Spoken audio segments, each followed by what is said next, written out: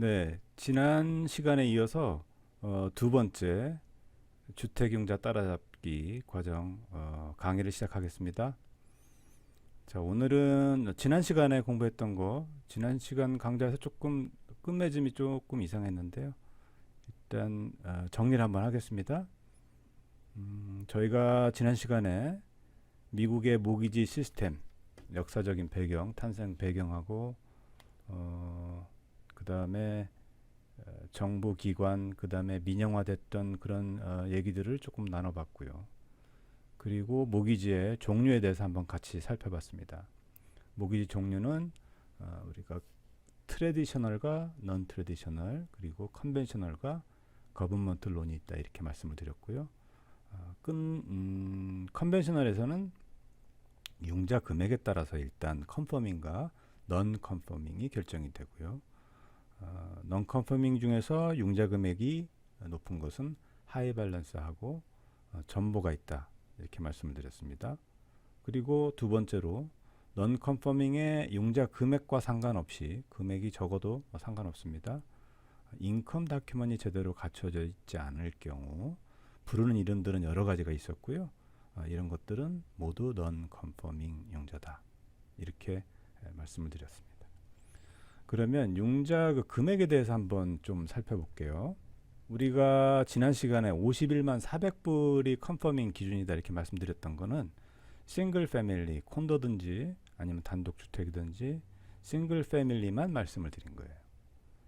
그래서 2유닛, 3유닛, 그 다음에 4유닛에 대해서는 그 컨퍼밍이 한도액이 틀리다는 걸 또 아셔야 됩니다.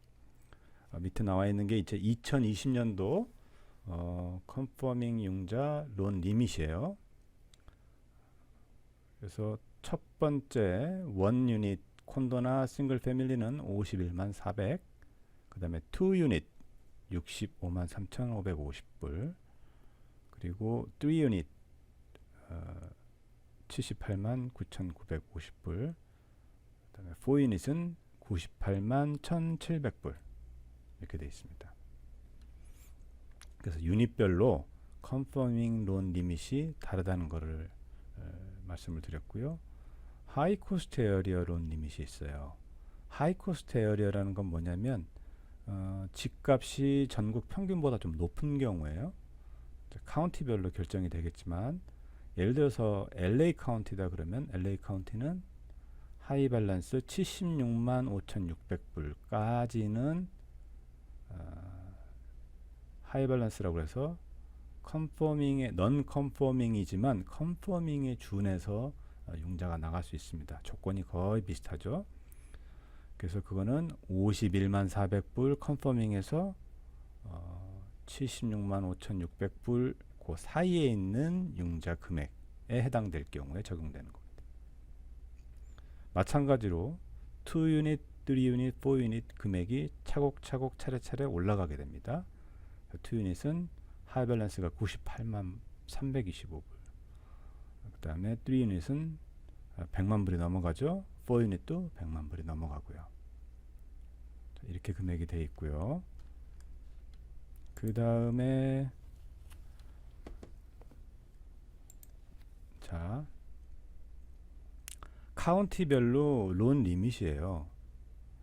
그러니까 페니메나 프레디맥이 취급하는 융자 금액, 말씀드린 대로 페니메, 프레디맥 같은 에이전시가 취급하는 에이전시 전보까지 포함한 겁니다. 그래서 이거는 하이 코스트 에어리어, 집 가격이 좀 많이 나가는 지역에 대해서는 51만 400에서 76만 5,600불 그 사이까지도 컨퍼밍에 준해서 나가게 되고요. 그리고 주택 가격이 그렇게 비싸지 않은 지역, 그 지역은 이 하이 밸런스 규정이 없어요. 그래서 차이점을 여기서 명확하게 아셔야 됩니다. LA 카운티, 오렌지 카운티, 이런 카운티는 하이 코스트 에어리어이기 때문에 51만 400불까지 컨퍼밍, 76만 5,600불까지 컨퍼밍과 유사한 하이 밸런스, 거꾸로 리버사이드나 샌버나디노 카운티, 이 두 개 카운티가 주택 가격이 좀 낮은 편이에요. 남가주에서. 그래서 이 두 개 카운티에서는 하이 밸런스가 없습니다. 그냥 바로 컨퍼밍에서 전보로 올라가요.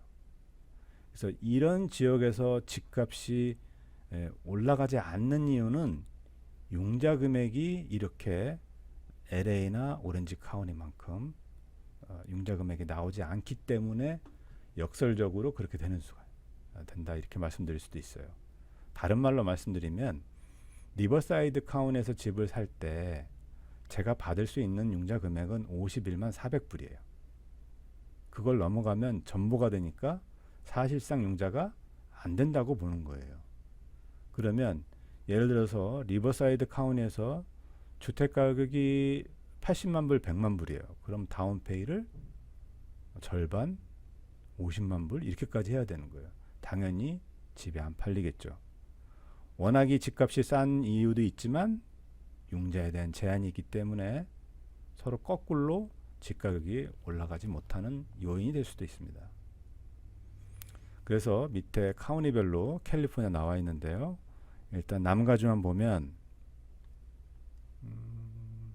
볼게요. 샌버나디노 카운티 51만 400불, 리버사이드 카운티 51만 400불. 이 금액이 넘어오면 전보가 되는 겁니다. 그리고 오렌지 카운티 볼게요. 76만 5,600불. 그 다음에 로스앤젤레스 카운티, LA 카운티 76만 5,600불 이랬죠. 그래서 노노마운에 대해서 조금 자료를 보고 찾아봤습니다. 구글에서 론 리밋 2020을 검색을 하시면 지금 제가 보여드린 두 개의 자료들을 보실 수가 있습니다. 다시 이제 교재로 돌아왔습니다.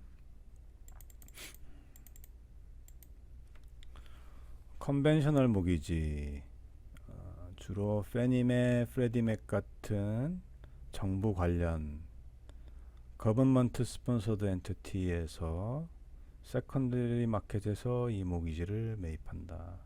페니맥과 프레디맥이 매입을 하는 모기지는 인베스터들이 선호하는 모기지예요. 그만큼 페니맥이나 프레디맥이 백업하는 모기지는 인베스터들이 서로 사고 팔고 자유롭게, 그래서 우리가 융자를 받으면 은행이 바뀌죠. 론닥 사인할 때 이미 거기에 서명을 하셨어요. 그런 이유입니다. 그래서 정부가 인슈하거나 직접 개런티하는 그런 모기지와는 반대로 그냥 민간 은행들이 관리하고 매입하는 그런 모기지입니다. 정부가 인슈하거나 직접 개런티하는 론은 뭐가 있을까요? 지난 시간에 배웠듯이 FHA, VA, 그 다음에 USDA 론이 있습니다. 그리고 컨벤셔널 모기지에서는 다운페이가 20% 미만일 경우에는 렌더가 프라이빗 모기지 인슈런스 PMI를 요구하게 됩니다. 그러니까 LTV는 80%가 융자은행 기준으로 봤을 때는 기본이에요. 그래서 80%가 넘지 않으면 은행은 뭔가 보호를 받으려고 그래요. 그거는 만약에 예를 들어서 융자를 해줬지만 융자 금액이 80%가 넘지 않도록 은행은 한다는 거죠. 그거는 주택 가격이 떨어졌을 때 거기에 대한 쿠션을 잡아놓는 거예요. PMI는 렌더를 보호하기 위한 그런 인슈런스입니다. 다운페이가 20% 미만일 경우 PMI를 요구한다. 컨벤셔널 모기지에서 인베스먼트 프로퍼티, 렌트비를 받는 그 렌탈 프로퍼티나 세컨홈도 융자가 가능하지만 오너 아큐파이드가 아닐 경우에는 디폴트, 리스크가 커져요. 돈을 빌려준 사람의. 그러면 당연히 그거에 대해서 뭔가 조건을 걸으려고 그럴 거예요. 그래서 특히나 렌탈 프로퍼티, 내가 살지 않고 non owner occupied 프로퍼티에 대해서는 이자율을 높이고 다운페이를 더 요구하게 되겠죠.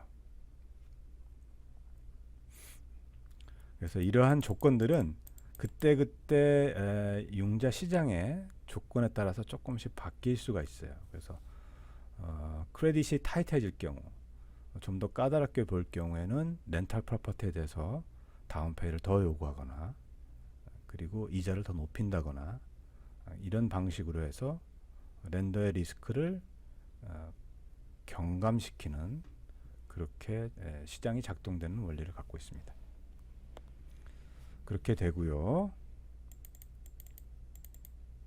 컨퍼밍 모기지는 페니메와 프레디맥의 가이드라인에 부합하여 이게 일종의 어떤 트레이드 마크가 되는 거예요. 컨퍼밍 모기지는 이미 서로 어떠한 가이드라인, 어떤 범위, 어떤 우리 판단 기준 범위 내에 들어가 있는 거예요. 그렇기 때문에 마음 놓고 인베스터들이 서로 사고 팔고 할 수 있는 거죠.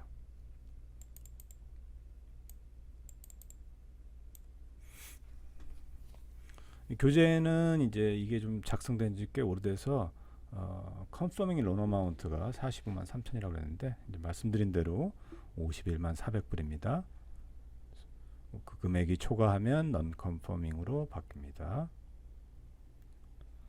융자를 신청하는 사람의 인컴이라든가 이런 퀄리티에 따라서 넌 컨퍼밍인 수가 있어요. 그러면 이 서브 프라임 론에 대해서 조금 설명을 해볼게요. 거기 이제 우리 교재 나와 있는데, 서브 프라임 론,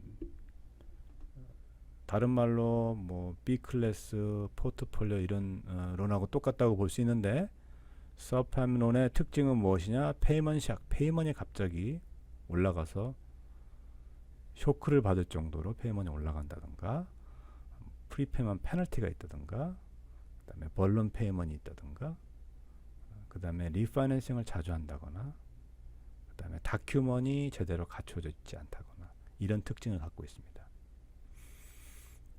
참고로 프리페이먼 페널티는 퀄리파이드 모기지라는 시스템을 도입했어요. 페니메나 프레디맥, 정부가 가이드라인을 세우고 페니메나 프레디맥이 이 QM을 컨퍼밍 론하고 거의 등치를 시켰어요. 그러니까 세컨더리 마켓에서 서로 사고 팔고 할 수 있는 그런 인증된 모기지는 퀄리파이드 모기지라고 이렇게 부르는데, 그 퀄리파이드 모기지는 인베스터들이 선호하는 그런 조건을 갖춘 거예요. 반대로 그렇지 않은 융자의 특징은 뭐가 있냐? 다른 말로 얘기해서 컨퍼밍 론이나 퀄리파이드 모기지를 받지 못하는 그런 대상이 된 거예요.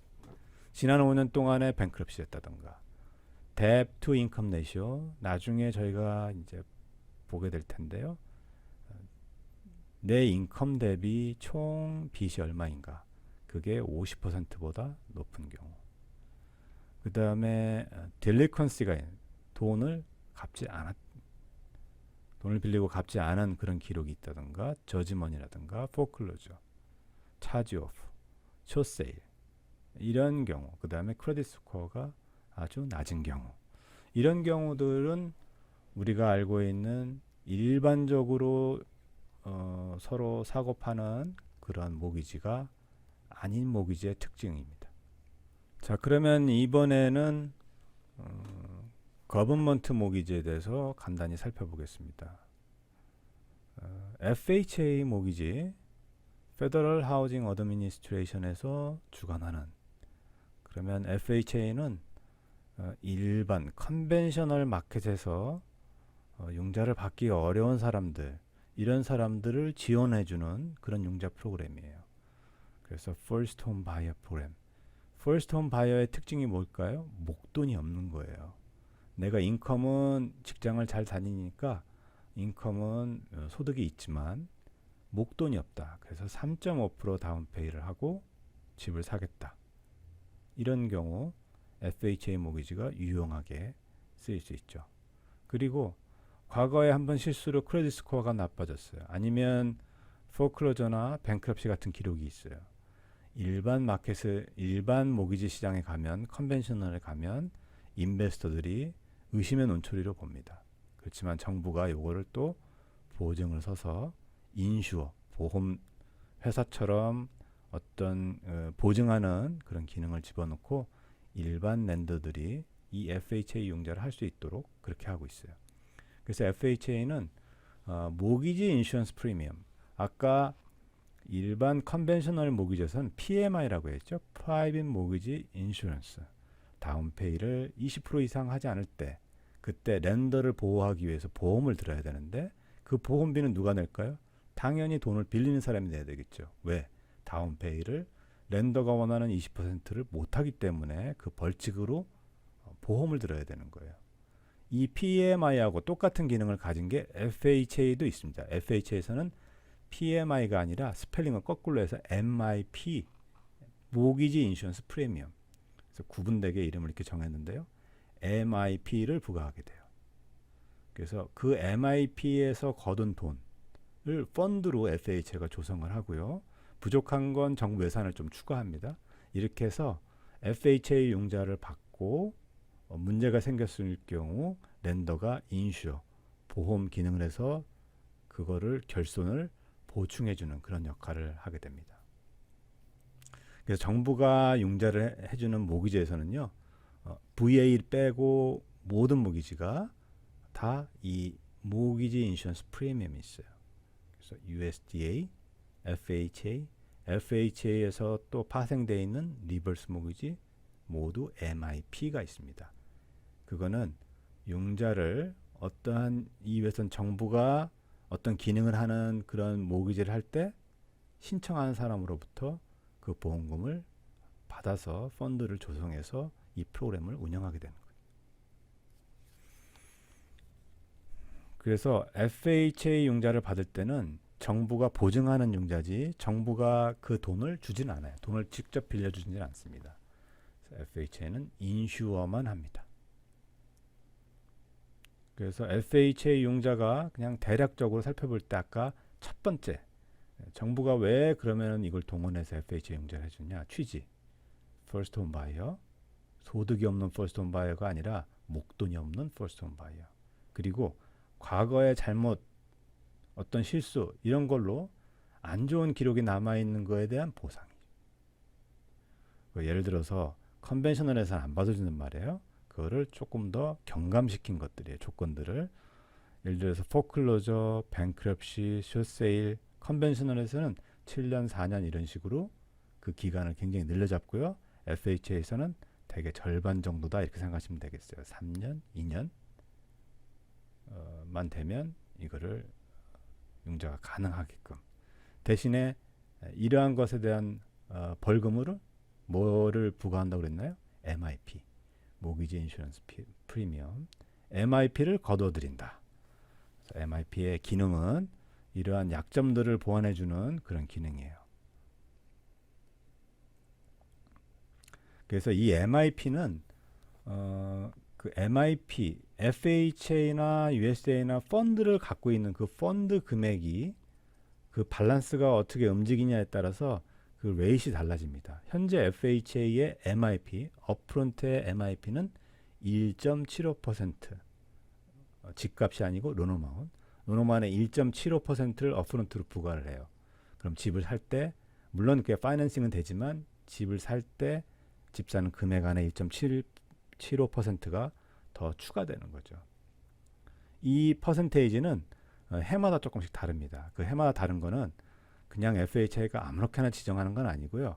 펀드의 자금이 어떻게 운용되고 있고 얼마나 남아있고 그 트렌드를 봅니다. 그 트렌드를 보고 나서 그 레이트를 결정하게 되는데 어떤 때는 1년에 한 번씩 바뀌기도 하고요. 어떤 때는 몇 년에 한 번씩 바뀌기도 하고요.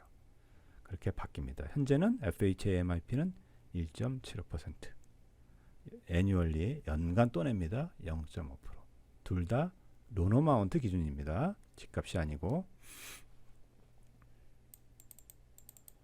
그 다음에 이제 VA 모기지. VA 모기지는 한인사회에서 그렇게 파퓰러하지는 않습니다. 그러나 주류사회에서는 꽤 많이 하고 있고요.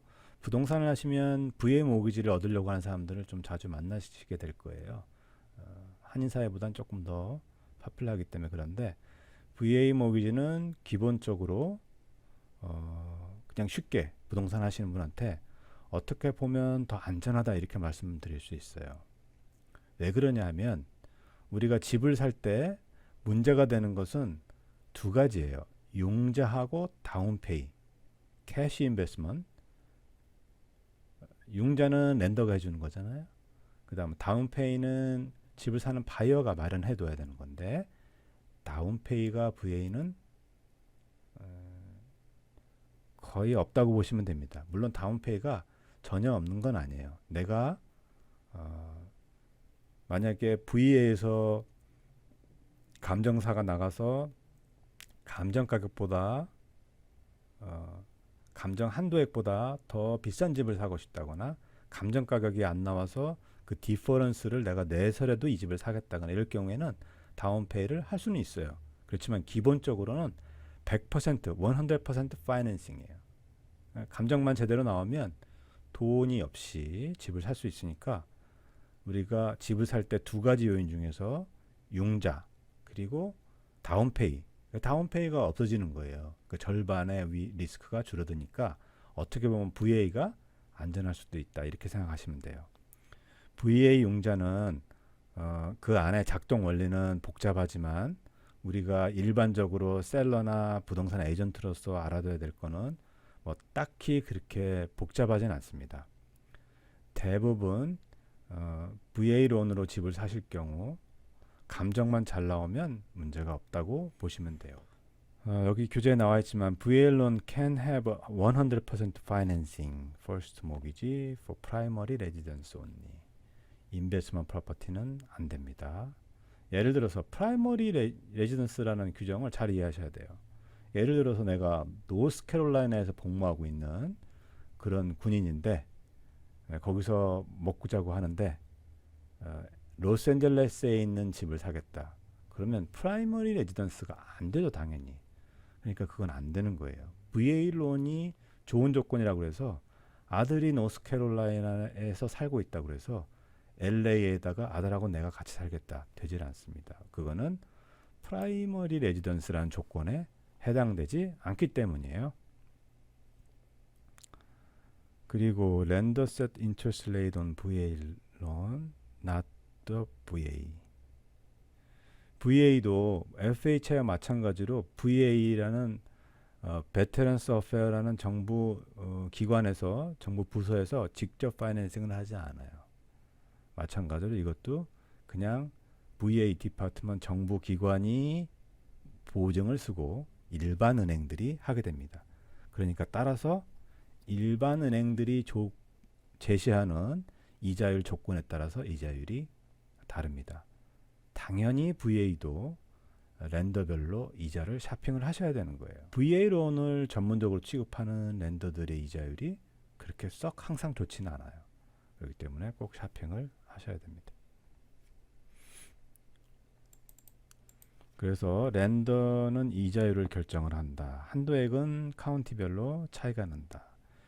그걸 참고하시고 VA 론에 대한 조금 더 깊은 지식이 필요하시다 그러면은 웹사이트에 한번 방문해 보시기 바랍니다.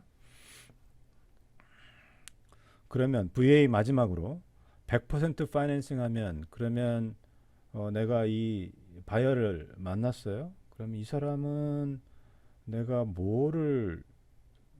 자금에 대해서 뭐를 증명을 해야 될까요? 그러면 upfront funding fee가 VA는 부과돼요. MIP는 없습니다. 유일하게 거버먼트 론 중에서 MIP가 없어요.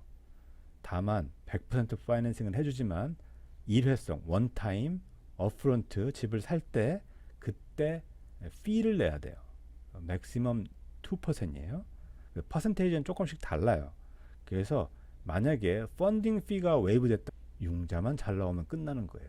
돈을 낼 게 없으니까 VA 론을 신청하는 바이어한테 그냥 VA 론 엘리지빌리티 설트를 받았는데 거기에 피가 나와 있습니다. 피가 웨이브 돼 있다, 피 웨이브드 이렇게 적혀 있으면 이 사람은 그냥 융자로 끝나는구나 이렇게 생각하시면 돼요.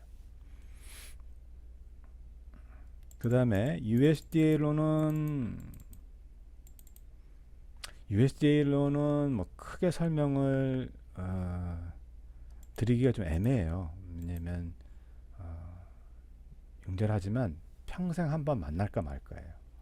VA까지만 해도 몇 번씩은 이제 마주치게 되지만 이걸 풀타임으로 일해도 그래서 USDA는 깊게 설명을 안 드리겠습니다.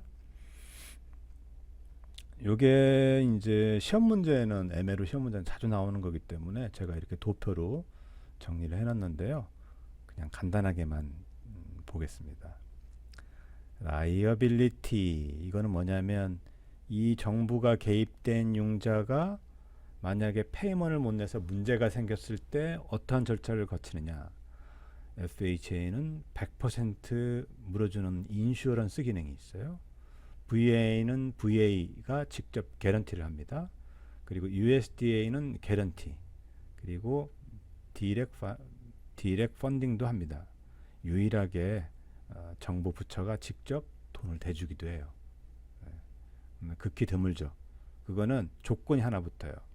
일반 은행을 찾아갔더니 자기는 이 지역은 안 해주겠다, 잘 모른다 이럴 경우 로컬 오피스를 찾아가서 디렉 펀딩을 요구할 수는 있습니다. 그렇지만 그 확률은 거의 없다고 보시면 돼요. 피에 대해서 나오죠. 어프런트 피 아까 말씀드렸어요. 어프런트 MIP 애뉴얼도 있고 어프런트도 있어요. 파이낸싱이 됩니다. 1.75%가 집을 살 때 부과가 됩니다. 그러면 융자 금액 플러스 1.75%가 더해진다 이렇게 생각하시면 돼요. 파이낸싱이 가능하니까.